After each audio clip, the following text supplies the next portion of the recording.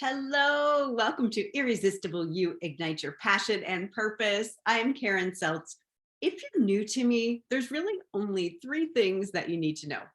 The first thing is that I want you to feel like you've known me your entire life, and I want you to feel safe so that you can access the greatest parts of you. The second thing is that I consider my greatest superpower to be that of a divine mirror.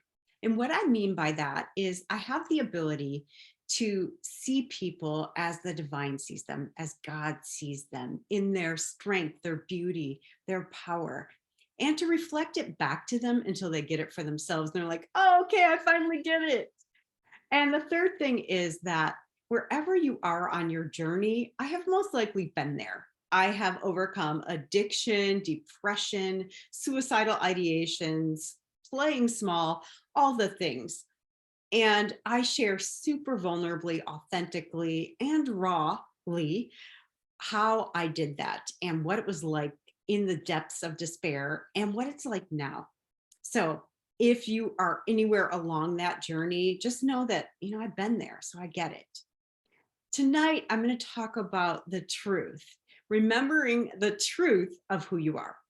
Now, as human beings, I think that it is inherent that we forget the truth of who we are. And we start believing all these voices that have accumulated over the years. And it could be the voice of our inner critic, which could be like a parent or a teacher or a sibling. Or it could be we were so used to hearing different types of criticisms that we started making it worse, like we magnified it. Well, it can't be worse than this, what other people say. So we started saying really nasty things to ourselves about ourselves. And it becomes so ingrained that we don't realize we're doing it oftentimes. Sometimes we do once we start doing the work and we're like, oh my gosh, there's the inner critic again. There's that voice saying you're a piece of crap or you're not enough or you're going to get rejected. All those things that we hear that keep us, contracting, playing small, pulling back, not sharing our voice, not sharing our gifts. And, I have a whole history of this. I remember when I was young, starting at about 9 years old, my parents used to send my brothers and me to this Christian summer camp for a week at a time. And every year I would go and I would like hear the Bible and I'd be so excited. And I would do all the Christian things, like I would accept Jesus Christ as my personal savior and all those things. And when I would come home, the first time I told my mom, and she laughed so hard. And I was so embarrassed. I'm like, what is wrong? Like, why am I that bad? You sent me here. I did kind of what was expected. I enjoyed it. I felt the love. I felt the acceptance, and I got ridiculed. And I learned that it wasn't safe to have any spiritual beliefs in my house. Even though my parents sent me there, we didn't go to church. My mom grew up Catholic and did not like most Christian religions because she thought everyone was holy rollers, she used to call them, which my dad's family was Baptist. And as I grew up and got older, I kind of rejected the whole notion of God. That was part of my path. I became like kind of an outspoken atheist. I was really a jerk about it.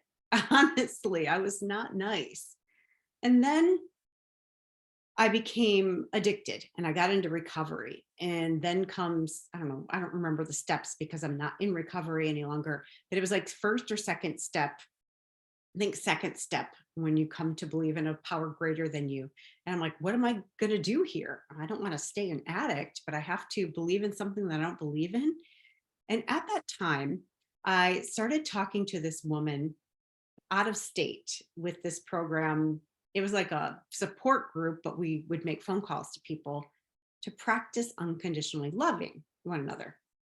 And she introduced me to this book called The Way of Mastery, which it's amazing because they talk about Jesus and God, but it's not religious. I don't even know how to explain that.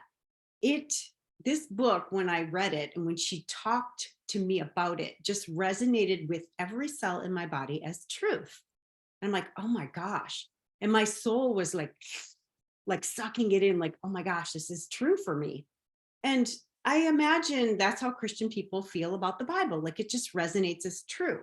Well, the Bible didn't resonate for me anymore at that age. There were things in there that didn't make sense to me and that were out of alignment for me personally. Now, I'm so respectful of whatever people want to believe, as long as well, actually, as I believe everyone's on their own perfect path, whether they believe in anything or not, it's perfect for where they are. Who am I to think I know better for, or what's best for someone else? I don't. I don't even know what's best for me until I check in with God, source, the universe. So I'm on this path. I start reading this book, The Way of Mastery, and I'm really just consuming it. And I join a book club where I'm talking about it and sharing with other people. And there gets to be this point in the book where it says there is no sin. I'm like, what? What? There is no sin? And it says the only sin really means to miss the mark. The only sin is to believe in the illusion of separation, that I could possibly be separate from God, universe source, or from everybody else, from all the people, from all the things. So I started playing with this concept of there is no separation. We are all connected. And as I've progressed along my spiritual journey, I've had these beautiful visuals and these experiences that were more real when I was in meditation than anything I've ever experienced when I wasn't in meditation, where I could see how everything was connected. For example, I was in one session, like a healing session with the Dr. Joe Dispenza community, and I saw my heart connected to all the other healers that were in this virtual circle and with all the people that were being healed. And I saw all of our hearts. First, I saw my heart, it was glowing. And then I saw the heart of God and it was glowing. And then I saw this glowing cord connecting our hearts. And I'm like, oh my gosh, that's awesome. And then I saw the cord going from God's heart to all the other healers and healees' hearts. And then the cords went insane. It was every single heart connected to every single other heart. And then the same thing happened with our minds. And I got it. Like I needed that visual to really get it. Like, oh my gosh, all our hearts are connected. All our minds are connected. Everything else is an illusion. And if you're not on this path, this might sound insane to you, but stay with me. Just stay with me. Be curious. Like, is it possible? Is it possible that that's true? And just check in with your body and see if it's true for you. Because I believe truth is subjective. I hate to say it, but it is. Because all events are neutral. That's another saying, like in A Course in Miracles and in The Way of Mastery. All events are neutral until we assign meaning to them. We are the value makers. Now, one of the axioms that I absolutely adore is I am as I was created. I am as I was created, which means there's not a single thing that I can do to make myself any less worthy or lovable. What? Yeah, there's not a single thing I can do to make myself any less worthy or lovable. And there's not a single thing I can do to make myself any more lovable. What? I don't have to earn it? No, you don't have to earn it. You do not have to earn it. In fact, you can't earn it. You can't like be good and do all the right things and, be the good girl or the good boy and get into heaven or whatever. You just can't. You can't make yourself any more worthy or lovable. You are the same as the day you were created. Precious, innocent, love, light, a spark of the divine. You are connected. You are made of the good stuff. You're made of God. I mean, how exciting is that? Now, when we go to our job or we get on the highway or our kids piss us off or our husband leaves the toilet seat up in the middle of the night, we forget. We forget the truth of who we are and we start identifying with our physical environment. That's just how we are wired, right? We're wired for survival. That's the ego mind. And we have subconscious mind running 95% of everything we think, feel, believe, behave, whatever, all of it. It's all under the surface until we bring it up. So 95% of all these thoughts in our mind are unconscious. What do we do about that? we start remembering and anchoring into the truth of who we are. So, whatever your spiritual book is of truth, whatever resonates with your soul as truth, read it every day. And when you forget and you think in your head, like, I'm not enough, or I'm not good enough, I don't matter, I'm a piece of crap, I'm unlovable, I'm unworthy, it's all the same story. It's just a different flavor. Whenever you catch yourself thinking those things, you get to replace it. You get to say, wait a minute, that's a lie. That is actually impossible. It is impossible. I'm not that special. In a good way, I'm not that special. It is impossible that God created only one piece of crap and it's me. That's how special we think we are. But it's really laughable, because if you think about, some of the things you've done maybe that you're judging yourself for, and you think, well, how could God love that? Well, what if one of your best friends did that same thing? Would you tell your best friend, sorry, oops, you're out, you're unlovable? No, God's going to reject you. No, we're so harsh on ourselves. We hold ourselves to a standard that we hold very few other people to. So give yourself some grace and tell your subconscious mind, I want you to watch. So whatever your unique flavor is of not enoughness, I don't matter, I'm not lovable, I'm not worthy, I'm defective. It could be anything. Watch for it. Tell your subconscious mind, okay, I want you to tell me anytime I'm thinking that, do not let it go unnoticed ever again. So bring it up. And this is uncomfortable as heck. When you first start doing it, you're going to say, oh my gosh, that's all I ever think about myself. But the moment you notice it, you get to celebrate. Oh my gosh, I caught it. Because it used to go unnoticed and it used to flavor your entire life. It used to create your personality and your personal reality. Now you're taking the power away by shining a light on it. So you're going to shine a light on it. You're going to say, is that really true? Wait, Karen said it's not, so maybe it's not. My spiritual book says it's not. It says that I'm as perfect as the day I was born. It says that I'm made of divinity, that I'm made of love, that I'm made of light, that I'm on the perfect path. When you can anchor in the truth of who you are, that all power under the sun has been given to you, you create your reality. You can start to shift things really quickly. Now, there's this little uncomfortable period when you start catching it and you're like, oh, this sucks, where a lot of people are likely to want to give it up. They're like, oh, this is too painful, I can't take it. Yes, you can.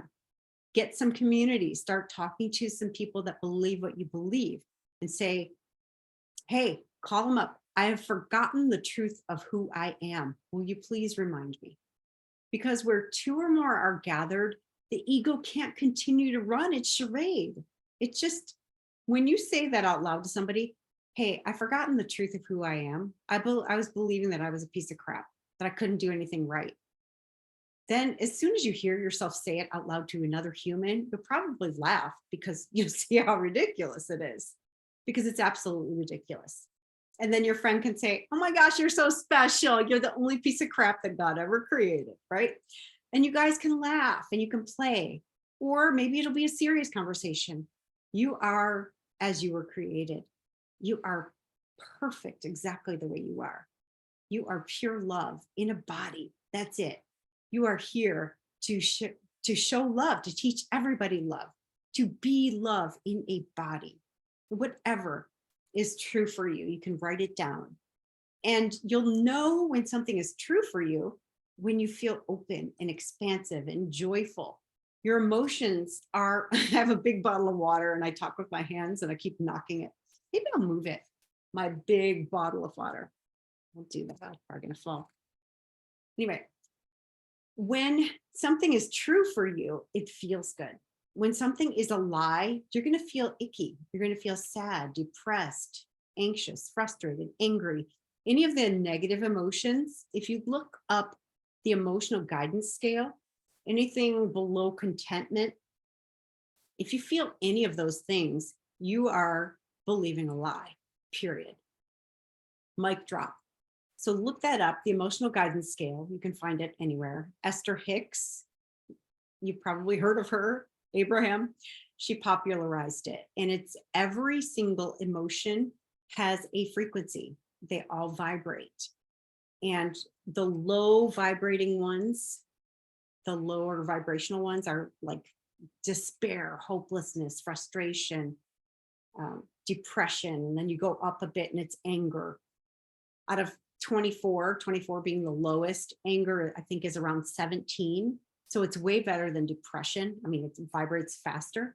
So it's moving up the emotional guidance scale. A lot of times we think, oh, my mate used to be depressed and now he's angry. It's terrible. Well, he's improving. So that's another way to look at things.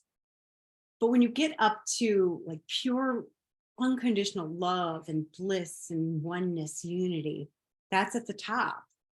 You don't feel any pain. You don't feel any separation when you're in those emotions. So you can bring yourself to a place where you feel love. And for me, one of the easiest ways to do this is to slow my breath down, because a lot of times if we're feeling those things like anger and frustration, our fight or flight system is triggered. We are in survival.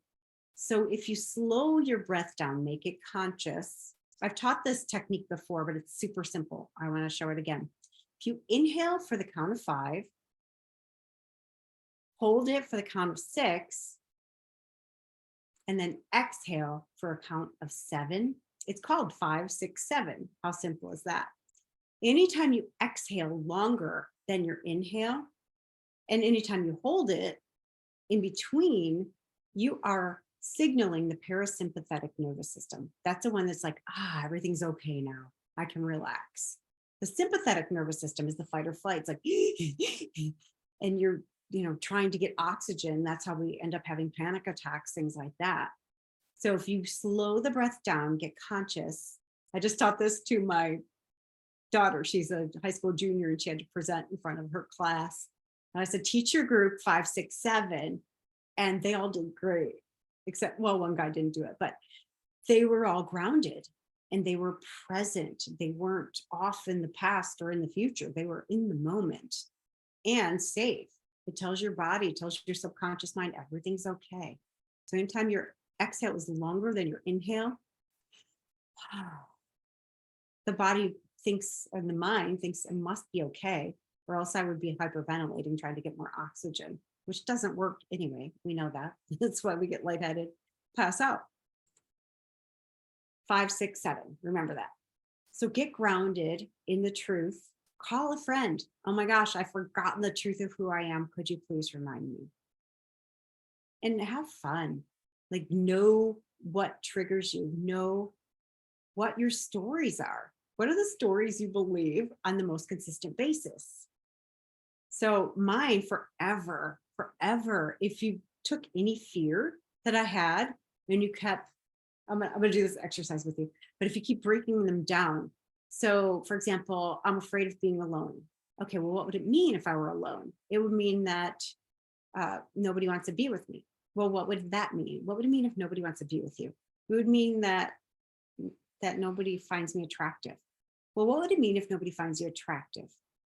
Well, that would mean that nobody loves me. And what would it mean if nobody loves me?